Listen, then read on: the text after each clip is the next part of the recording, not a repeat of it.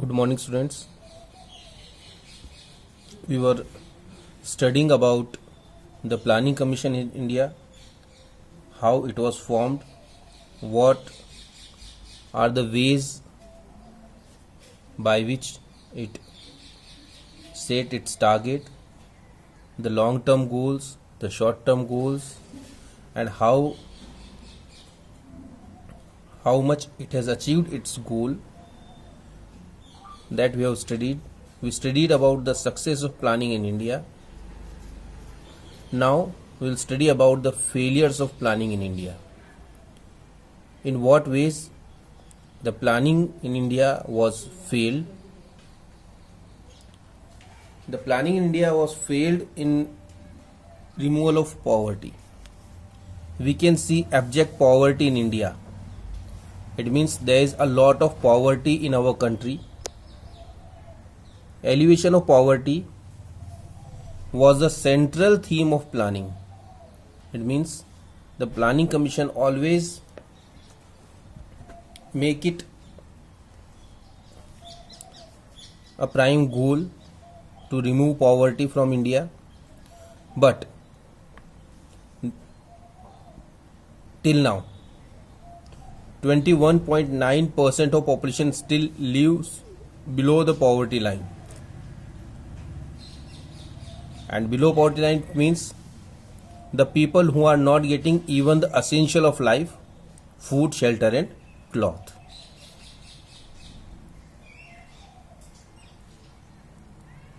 And these people, these poor in India, are 50% of the world's absolute poor people. So the India is having the largest number of poor in the world. The 50% of world's total poor population lives in India, and that is 21.9% of Indian population. So that is a very big number. So we can say that we are not able to remove poverty from the country. That is the first failure of planning in India. Then the high rate of inflation.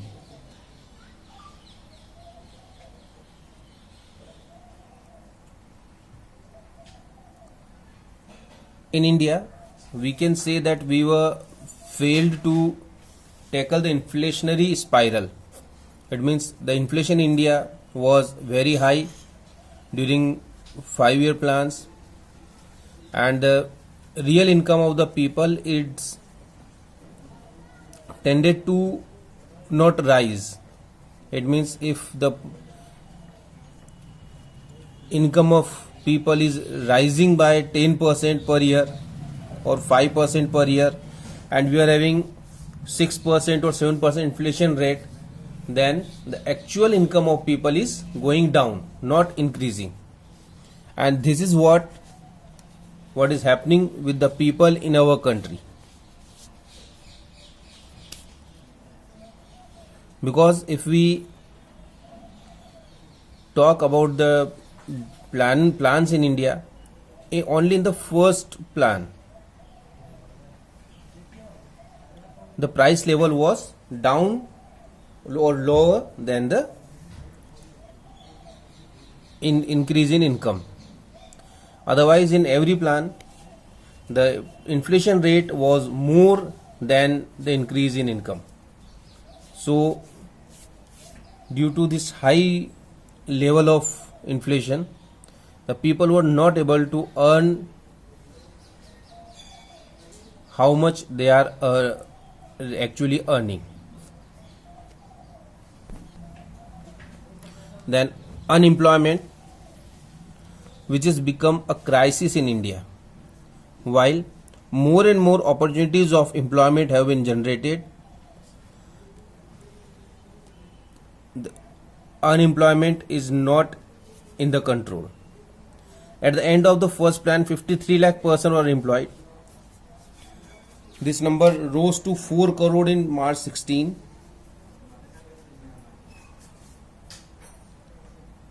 So this has become a very big social problem. This is because we were having a population growth with a great speed and we were not able to generate employment to meet that speed. So it became a crisis for us. Inadequate infrastructure.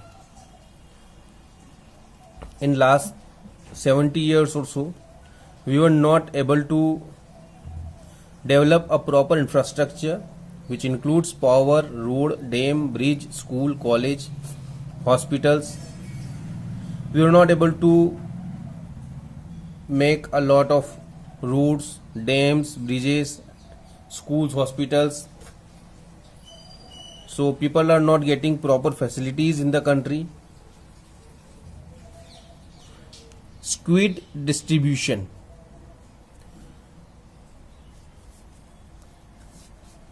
Economic and social equality was considered as the principal goal of planning. But in India, this has been the principal failure in India.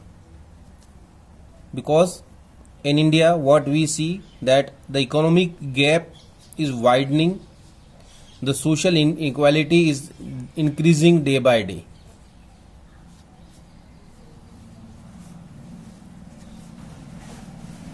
There are a lot of reasons for that, because the resources are not reaching to everyone due to the policies of like reservation and everything. The social structure is getting weakened day by day.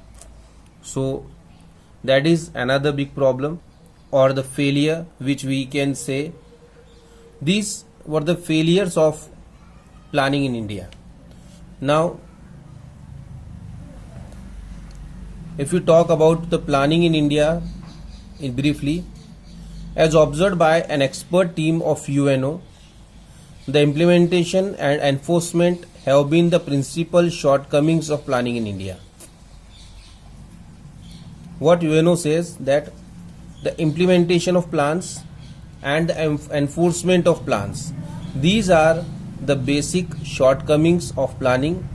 These are the basic problems where we were lagging behind, and just because of these major issues we were not able to achieve our goals. Plans are formulated after a good deal of deliberation, but the targets are not achieved due to inefficient administration.